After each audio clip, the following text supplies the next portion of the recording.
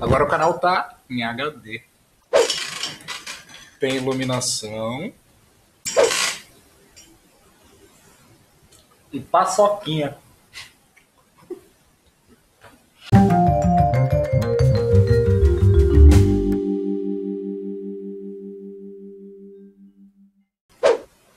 Os pensamentos, se você observar o fluxo de pensamentos, você vai perceber que eles nunca param. Existe um fluxo constante de pensamentos. E eles não param. Se você observar, é um pensamento atrás do outro. E não necessariamente eles têm correlação.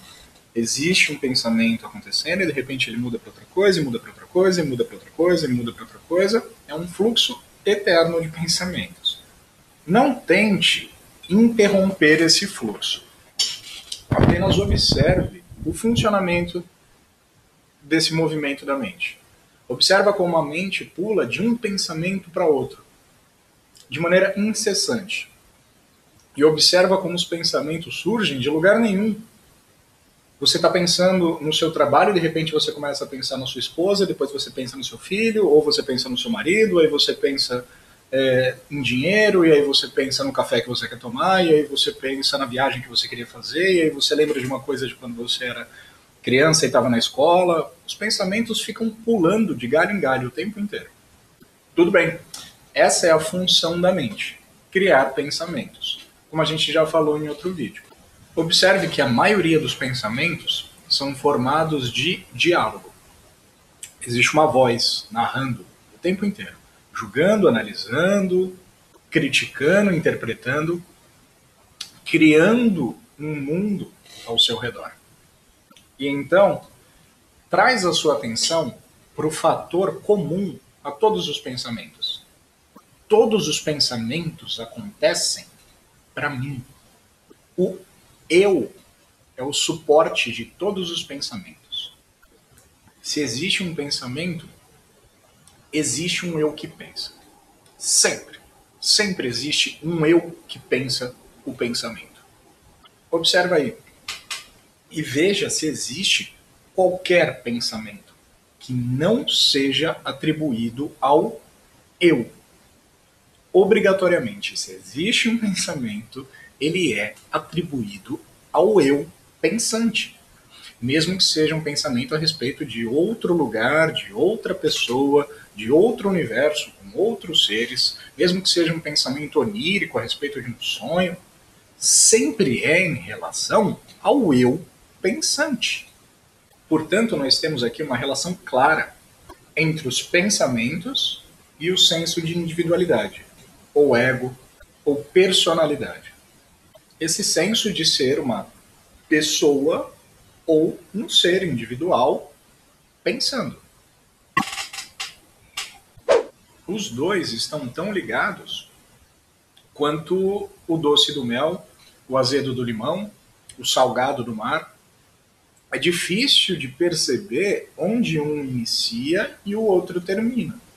Pensamento e senso de eu acontecem simultaneamente, praticamente. Parece às vezes que você pensa e depois vem um senso de eu, e às vezes parece que existe o senso de eu que pensa. Pois eu implica em pensamentos e pensamentos implica na existência de um eu. Só é possível pensar sobre aquilo que não é. Eu já falei isso. Você só consegue pensar sobre a realidade que não é, mesmo que seja 1% do que não é. Porque pensamento remete à necessidade de interpretar, alterar, corrigir. E quem tenta modificar a realidade é justamente o senso de individualidade.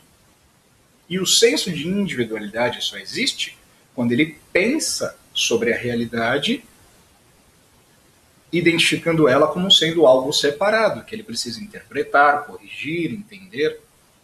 Os dois estão conectados. Pensamento e ser pensante. Senso de individualidade e movimento da mente.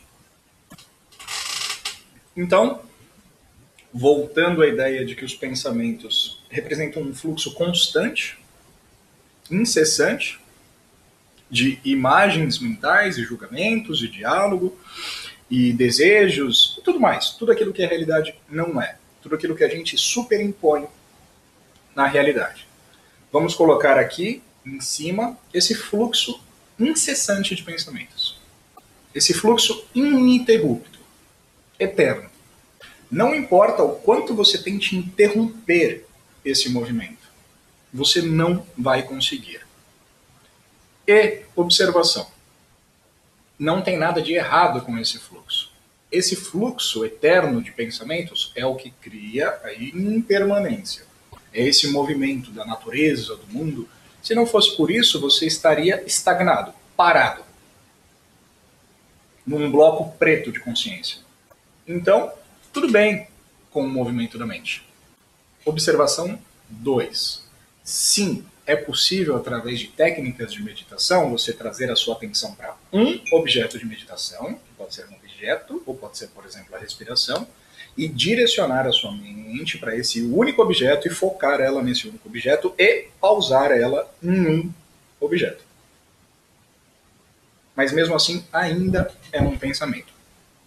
E uma hora você vai ter que voltar para o fluxo constante de pensamentos. Mas a gente não está falando sobre técnicas meditativas e capacidade de manter a mente fixa em um objeto. A gente está falando do funcionamento ordinário da consciência. Então, vamos continuar. Então, nós temos esse processo eterno, que nunca acaba, que nunca cessa, do movimento da mente, que está o tempo inteiro julgando, analisando, falando, interpretando a realidade, que inclui, principalmente, o mais importante, as noções de pares de opostos. O mesmo potencial que tem para a mente te trazer experiências de alegria e prazer é o potencial para trazer experiências de tristeza e sofrimento.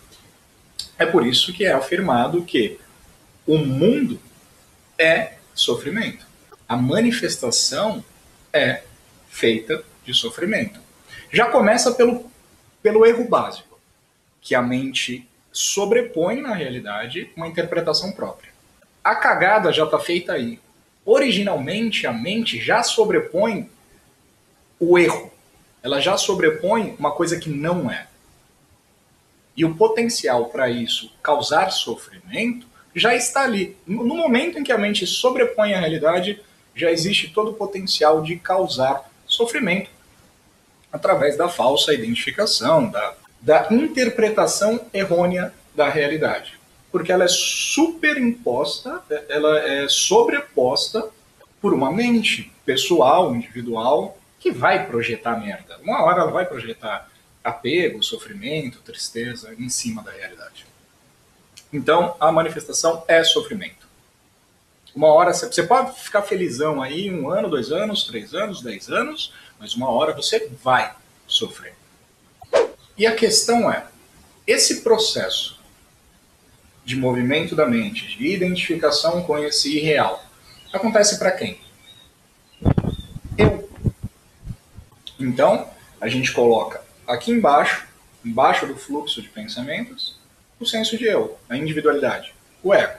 Esse serzinho separado que age no mundo. Toma café e come paçoca. É o eu que pensa todos os pensamentos. Porque se existe um pensamento, tem que existir alguém que pensou ele, né? Quem foi o malandrinho que pensou esses pensamentos? O senso de eu, o ser pensante, o pensador, o autor, o buscador. Tem vários nomes para ele. E aí acontece o seguinte, eu já falei isso. A sua consciência, a sua atenção, funciona como se fosse um espelho. Para onde você direcionar o espelho, ele vai refletir. O espelho não seleciona o que ele vai refletir. Se você virar ele para o campo da mente, dos pensamentos, se você levar a sua atenção para os pensamentos, nós dizemos que você está no campo da ilusão, de Maya, da manifestação, samsara, etc. Por quê? Porque, como eu já falei, o movimento de pensamentos, o movimento da mente, passa pelo crivo pessoal desse ser pensante. Já está errado por natureza. O pensamento é uma fração do todo. O todo, só para entender, o todo é atemporal, é eterno, não nascido, não tem tempo. Quando você passa pelo crivo pessoal dessa individualidade, você cria tempo. Você cria um mundo interpretável fora de você. Você pega uma fração desse potencial infinito e transforma num mundo finito. Você fica preso dentro da interpretação mental do ser que está pensando, do ser pensador, do ego, da individualidade. E esse movimento da mente, como eu já disse, tem potencial para manifestação de sofrimento. Uma coisa interessante. Todos os pensamentos, todos,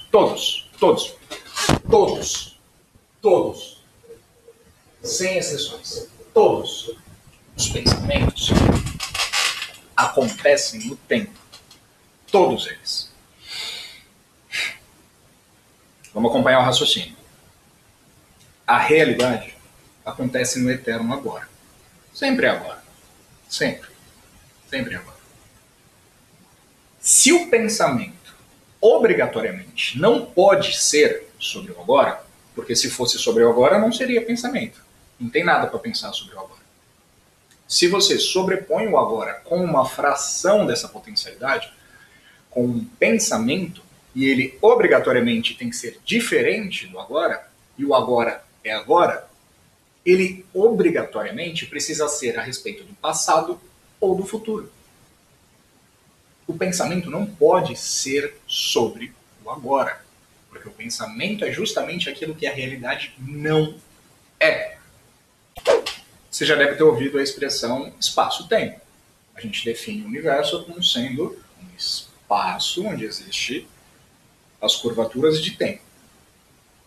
Vamos trazer isso, viagem louca aqui da cabeça, porque eu peguei esse copo aqui na cozinha e não faço ideia do que tinham colocado nele antes. Então, sem compromisso nenhum com a realidade, com a ciência, com nada. Estou só usando o termo espaço-tempo. A mente sempre funciona no tempo. Por conta disso, por trazer tempo, ela traz espaço. O espaço só existe na mente. Na realidade, não tem espaço nenhum. É isso que acontece quando você pega um copo usado que tinha um líquido dentro. Eu estou falando desse espaço aqui, ó, da sua posição geográfica no mundo. É exatamente disso que eu estou falando. Essa noção de espaço... Peraí. Nilcinho está aqui, andou para cá, veio para cá, rotacionou. Isso só existe para a mente. Essa noção geográfica de espaço em que você se locomove, e eu entro num corredor, e entro num recinto, e saio da casa e vou para a rua, só existe na mente. No agora, no presente, não tem espaço. No presente, tudo que existe é o próprio presente, eterno em si mesmo, absoluto, singular. Não tem como existir espaço no absoluto, no singular. Não existe nem tempo. Por isso que eu trouxe a relação. Tempo e espaço nascem juntos. Para que eu tenha essa noção espacial do recinto onde eu estou, eu preciso de memória, eu preciso de projeção de tempo. Eu preciso pegar esse absoluto e restringir ele num período do tempo e determinar um espaço físico em que eu consigo usar o processo da memória ou da projeção futura para saber que aqui tem um banheiro, para saber que ali é a porta de saída, para saber que aqui é a saída do recinto onde eu estou, para saber que ali fica o mercado onde eu compro paçoca. Essa posição geográfica essa sua posição no mundo só existe na mente. Tempo e espaço nascem juntos e só existem na mente.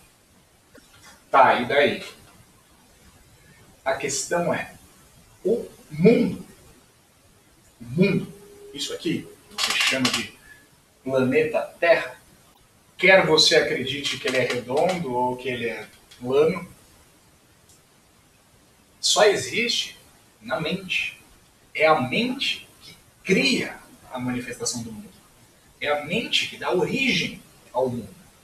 Por isso que quando você está com a atenção direcionada para o fluxo de pensamentos, você está preso na manifestação, no Maya, na Sansara, no mundo ilusório, porque é a mente que cria o mundo.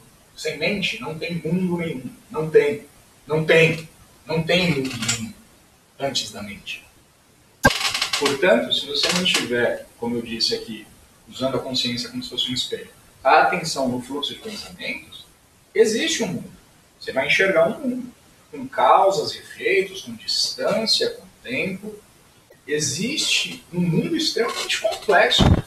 Porque a gente está pegando um potencial infinito dessa capacidade absoluta, singular de existência, que é o seu Atman, a sua realidade, o seu self, seja lá como você quiser chamar, e restringindo ele num ponto.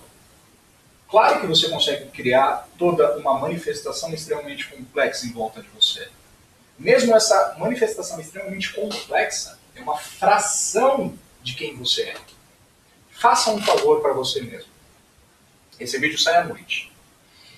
Se ainda estiver de noite, se estiver de dia também, da próxima vez que você sair, vai olhar para a janela, vai lá na rua, olha para cima, sabe? Esse monte de estrela, esse universo infinito fora de você, cheio de planetas, com sol, com cometas, com extraterrestres, com tudo. Tudo isso, esse infinito que você vê para fora, é uma fração de quem você é no agora. Uma fração. Parece grande pra caramba. É uma fração de quem você é agora. Aqui, dentro desse recinto, sem olhar para fora, para a estrela, para o universo, para extraterrestres, para nada. Eu sou muito maior do que qualquer universo projetado para fora. Porque o universo projetado para fora é uma fração de quem eu sou. Que é trazida a manifestação quando eu trago a minha atenção para o fluxo de pensamentos. Beleza. No campo da manifestação mental, existe uma clara diferenciação entre o sujeito e objetos, porque existe esse mundo fora de você. E se a gente pegar essa consciência, em vez de deixar ela no fluxo de pensamentos, porque eles são incessantes, você vai ficar aí para sempre, por toda a eternidade, observando esse fluxo, e se você trouxer a sua atenção para o pensador? E se você trouxer a atenção para o senso de eu? Se você deslizar essa atenção, tirar da mente, tirar desse fluxo mental, trouxer para o pensador, para o senso de eu. Começa a observar o pensador que pensa. Ao invés de observar os pensamentos, observe o pensador dos pensamentos. Todos os pensamentos acontecem no tempo.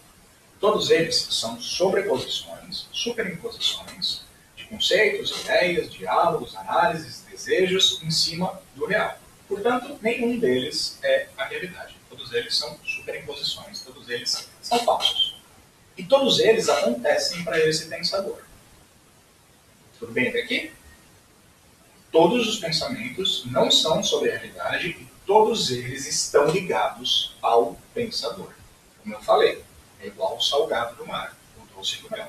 Não tem como diferenciar o que é o pensamento e o que é o pensador. Os dois acontecem ao mesmo tempo. Portanto, trazendo essa atenção para o pensador, você vai perceber que o pensador, que o ego, que o senso de individualidade, só existe em relação a esse fluxo de pensamentos. Ele só existe em relação a esse diálogo falso e real. ele só existe em relação à ilusão. O pensador só existe com pensamentos. Se todos os pensamentos são falsos em relação à realidade, ao agora, ao presente, antes de ter sido sobreposto com ideias malucas, o pensador não pode ser diferenciado dos pensamentos. Os dois são uma coisa só. Os pensamentos dependem do pensador e o pensador depende dos pensamentos. Permanece aí no pensador. Observa, o pensador só existe em relação aos pensamentos. Se você começar a tirar a atenção dos pensamentos e trouxer para o pensador, o fluxo de pensamentos vai começar a diminuir. E você vai perceber que o pensador está desaparecendo, porque ele não existe se não houver atenção direcionada ao fluxo de pensamentos. O pensador é pensamentos. O pensador é pensamento. O senso de eu é a assinatura dos pensamentos. É o atestado de maluquice. Vem um pensamento sobre uma coisa que não é, sobre uma irrealidade. E o senso de eu é a assinatura desse pensamento irreal. Ele precisa do pensamento. Se você mantiver a atenção no senso de eu, você vai perceber que ele é tão falso quanto os pensamentos. Então, esse fluxo começa a desacelerar. Ele não para, mas ele começa a desacelerar. E aí vai ficando cada vez mais claro que esse senso de eu não tenta ficar procurando o senso de eu. O senso de eu é isso aqui, ó, está personificado. É isso aqui, ó, dá até para beliscar. Isso aqui é o senso de eu. O senso de eu é esse negócio aqui, ó, esse corpo, que a gente chama de eu. Se você trouxer atenção para ele, esse fluxo de pensamentos vai desacelerando e você vai perceber que essa noção de individualidade vai começar a dissolver. Por quê? Porque esse eu, esse aqui, ele é construído de pensamentos. Ele é um conglomerado de diálogo mental. Ele é só movimento de mente. Ele não é real. Ele é algo que está se movimentando junto com esse movimento ilusório. Eu é só pensamento. É só um fluxo incessante de pensamentos. E por existir em relação a esses pensamentos, tudo que eu conhece são pensamentos. Eu, Nilson, pessoa, ser humano, 30 anos, um carinha de 18, brasileiro, só conhece pensamentos. Tudo que eu sou capaz de conhecer são pensamentos. Adivinha por quê?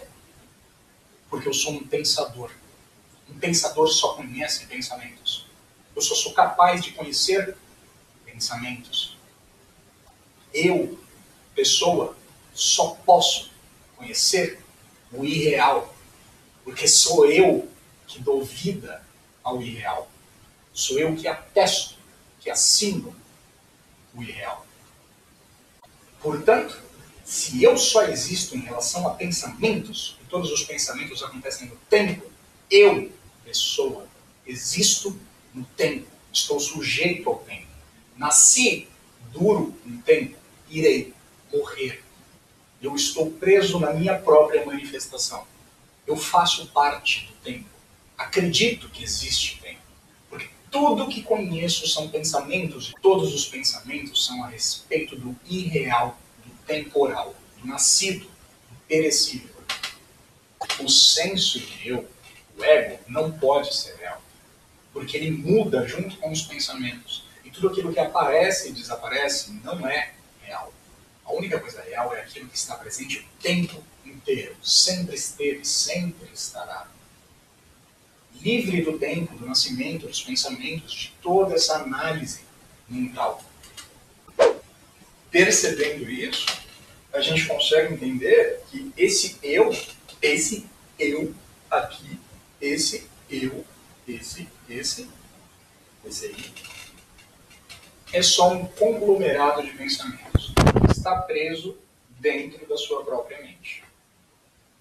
Repousando a atenção suficiente nele, você vai perceber que da mesma forma que os pensamentos, esse senso, precisa de atenção para ser validado. O poder que ele tem é a atenção que você dá para ele. É a atenção que você direciona para ele. Quando você traz atenção para ele, você tem um corpo. Você pensa.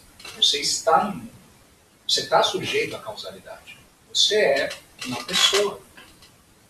E se você trouxer atenção suficiente para ele, até começar a perceber que ele é só diálogo, ele começa a dissolver, e a sua atenção desliza dele e vai para si mesmo. Esse é o absoluto sujeito, que não pode ser um objeto de percepção. Porque é ele que percebe a pessoa, que percebe os pensamentos. É anterior a tudo. É o último sujeito.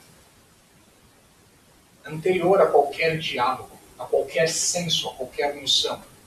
Anterior a eu. Aquilo que é anterior ao pensador e seus pensamentos. Anterior ao senso de eu. Se você está acompanhando o raciocínio até agora, você pode não ter essa percepção da realidade nesse instante. Mas dá para entender, mesmo que seja intelectualmente. O que existe antes do senso de eu? A ausência do eu que pensa. E nessa ausência desse eu que pensa, esse mundo aqui, ó, esse mundo aqui, ó, em volta de você, esse aqui olha em volta, ó, tá vendo? Esse mundo aí, não importa onde você esteja, dá uma olhadinha, tá vendo? Esse mundo, que parece ser o planeta Terra, se transforma em outra coisa. É outro mundo. O planeta Terra, o mundo causal, só existe o pensador e seus pensamentos. E como eu já disse, ele é manifestado pelos pensamentos. Mas não adianta tentar entender, tentar pensar no que existe antes do pensador. Isso é óbvio, porque isso é anterior ao pensador. É a ausência de quem está tentando entender. É anterior ao senso de eu. O senso de eu só conhece pensamentos. Lembra? Ele só existe em relação a pensamentos. Ele só existe em relação à necessidade de tentar corrigir, mudar, consertar, entender, interpretar a realidade. Como ele poderia entender aquilo que ele não participa? Porque a realidade não precisa ser interpretada, entendida, capturada, analisada. É a ausência do pensador. O ego, o senso de eu, o sujeito, o autor, só existe em relação aos pensamentos. E a realidade é anterior aos pensamentos. Anterior ao senso de ser um pensante. A ausência do ser pensante é justamente a negação de todos quaisquer pensamentos. Portanto, não pode ser um objeto de percepção. O senso de eu só pode conhecer noções fracionadas da realidade, como eu já disse. Portanto, ele nunca vai poder capturar a realidade num objeto de percepção, numa ideia, num pensamento. Porque todas as ideias e pensamentos envolvem os pares de opostos. Atração ou repulsa. Desejo ou aversão. E a realidade é anterior a esses dois. Antes dessa categorização, existe completude. Não existe bom ou ruim. Não existe aceito, rejeito. Não existe nem tempo para você interpretar alguma coisa. Tudo simplesmente é. Está perfeito. O senso de eu só pode conhecer coisas temporais. Como eu já disse, ele pega o intemporal e estica numa fração de realidade chamada de tempo. Tempo não é uma coisa que dura bastante. Tempo é uma fração da realidade. É um período da realidade definido como tempo. Isso é uma fração, isso é uma limitação da realidade. E o que existe antes do senso de eu é atemporal, é eterno. Cada instante é completo em si mesmo. Isso é eterno. Antes de ter sido distorcido e transformado num mundo com tempo e espaço, aprisionado num período do tempo. Você consegue perceber por que o senso de eu dá origem ao mundo? Ele funciona como se fosse um prisma. Ele recebe a luz dessa consciência original e colore com suas próprias cores e transforma em um mundo temporal, causal. Antes desse senso, como eu disse, existe um mundo completamente diferente, que é inútil tentar descrever, porque está além de qualquer descrição. Está além do tempo, além de qualquer forma, qualquer nome. Além de noções de positivo e negativo, dos pares de opostos. E, consequentemente, livre de sofrimento. É necessário notar que só há sofrimento, frustração, tristeza, medo para o senso de separação. Essas coisas só existem para eu no mundo. E tudo bem, você não precisa lutar contra esse senso de individualidade que está pensando nessas coisas. É igual tentar se movimentar para sair da areia movediça. Você vai só se afundar cada vez mais.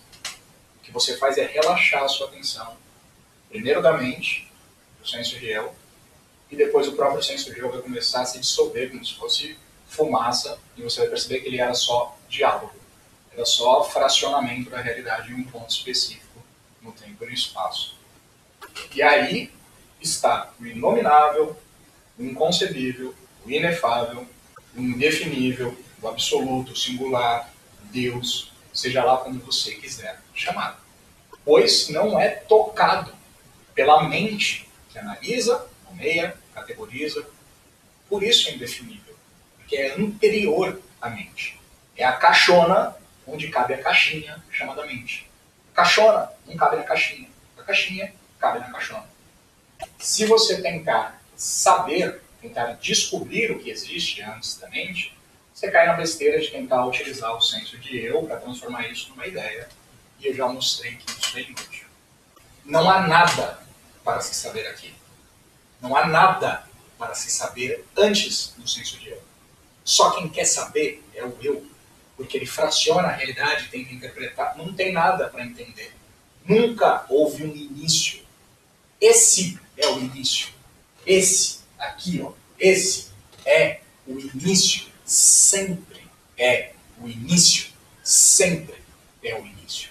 Com potencial para se transformar em um mundo causal e temporal. Mas sempre foi o início. Por sempre ser o início, nunca houve um início. É sempre uma repetição desse mesmo agora, para sempre. Nunca houve um corpo, nunca houve uma mente, nunca houve uma história desse ponto de vista, anterior ao senso de eu. Nunca houve. Não tem história nenhuma, não tem corpo nenhum, não tem mente nenhuma. Mas existe o potencial. Se você começar a interpretar essa aparência, analisar, e julgar, e observar, e nomear, em aprovar, em rejeitar, existe um mundo. Porque aí você está usando um pensador que pensa em um mundo. O movimento continua eternamente. Deixe ser, deixe estar. Basta não validá-lo. Basta não deslizar a sua mente para o senso de eu e depois para o movimento da mente. E mesmo se você fizer isso, tudo bem, você sempre pode voltar. E sempre que você volta para o atemporal. Nunca passou tempo nenhum. Não importa se parece que você passou 15 mil vidas reencarnando. Quando você volta para o senso de eu, e ele dissolve, você descobre que ele nunca passou tempo nenhum. Não tem que tempo, não tem tempo para passar, não passa o tempo. Fazia tempo que eu não falava isso, hein? Não passa tempo. Não passa tempo, não passa tempo, não passa tempo, não passa tempo. Não passa tempo. Não tem, nunca teve um início, não tem tempo nenhum. O problema, eu já vou terminar o vídeo aqui que está muito longo, é que do ponto de vista da pessoa, do ponto de vista do ego, eu sei, eu acredito em você. Sério. Eu entendo que do ponto de vista da pessoa, ela acha que ela tem que estar presente para validar a sua própria felicidade. Que ela tem que estar presente para ser feliz. Mas a pessoa, o senso de eu sempre vai existir em meio aos pares de opostos. Ela sempre vai existir como potencial de manifestar sofrimento, frustração, depressão, tristeza. A manifestação física, a pessoa acha que ela tem que participar da felicidade, mas ela é a causadora da manifestação do mundo. Portanto, na ausência dos pares de opostos, na ausência do movimento da mente, a pessoa naturalmente desaparece. Só existe pessoa quando existe não aceitação.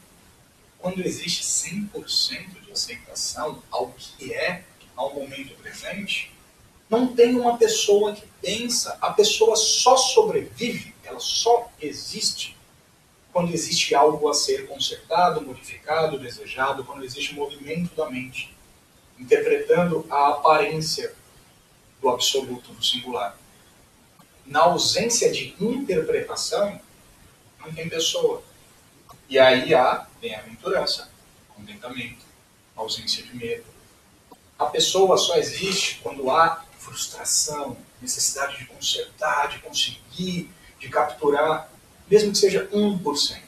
A pessoa precisa de 1% de não aceitação do momento presente para existir. Aí ela vem à tona. Aí parece que tem um corpo e tem um mundo. Ela precisa disso, ela precisa dessa resistência. Quando você entrega, quando você larga, quando você para de dar atenção para ela, a mente desaparece, o mundo desaparece, e aí, quem sobra para ter medo, para ter desejo, para navegar entre os pares de opostos? Não tem pessoa. A ausência da pessoa representa a tirar um peso enorme dos ombros. Não tem ninguém. Todos os problemas eram relacionados à pessoa. Da mesma forma que todos os pensamentos precisam de um pensador, todos os problemas, medos, frustrações, desejos precisam de um ser, precisam de alguém. Quando a aparência do mundo, nesse instante, nesse aqui, não espera o mundo ficar perfeito porque nunca vai ficar. Quando essa aparência de mundo é 100% aceita e perdoada do jeito que ela é, a pessoa desaparece. E o inverso também é verdade. Quando a atenção é removida da pessoa, quando você para de se importar, quando você aceita ela, o momento presente e toda a manifestação também são aceitos. Porque já não há mais alguém para julgar o mundo. Todos os pensamentos acontecem para um eu. E o eu é só fluxo de pensamentos. E todos esses acontecem para um fundo intocado, para um substrato eterno, que vive fora do tempo, fora de todos esses movimentos, que é o que chamamos de eu. Espera aí, só um detalhe. Esses três são um só.